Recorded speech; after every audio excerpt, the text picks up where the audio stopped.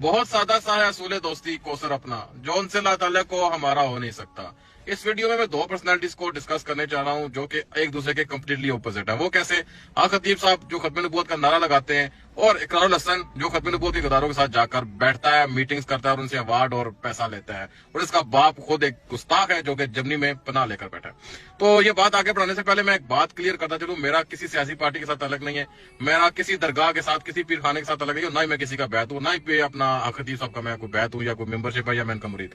मैं अपनी एक इंडिविजुअल थॉट सकता हूं, तो उस हिसाब से मैं अपनी सोच के हिसाब से ये बात सामने कर रहा हूं। मैंने बहुत स्टडी किया तकरीबन पिछले 3-4 माह से, यार खतीब साहब के खिलाफ दुनिया क्यों है? ये तो बंदा किसी के प्रोपेगेंडे में नहीं पड़ता, ना किसी के खिलाफ बात करता है। आखिर ये पीर खाने, ये गद्दी नशीन, ये सारे इनके खिलाफ क्यों है? ठीक है, तो काफी चीजें मुशाहिदा करने के बाद मैंने इनका तकरीबन पिछला 5 से 6 साल 7 साल रिकॉर्ड उठाया। वो देखा कि यार आखिर क्या बात है। इस बंदे ने तो हर प्लेटफॉर्म पर गुस्ताखों के खिलाफ बात की हुई है, कहीं भी गुस्ताखी होती है तो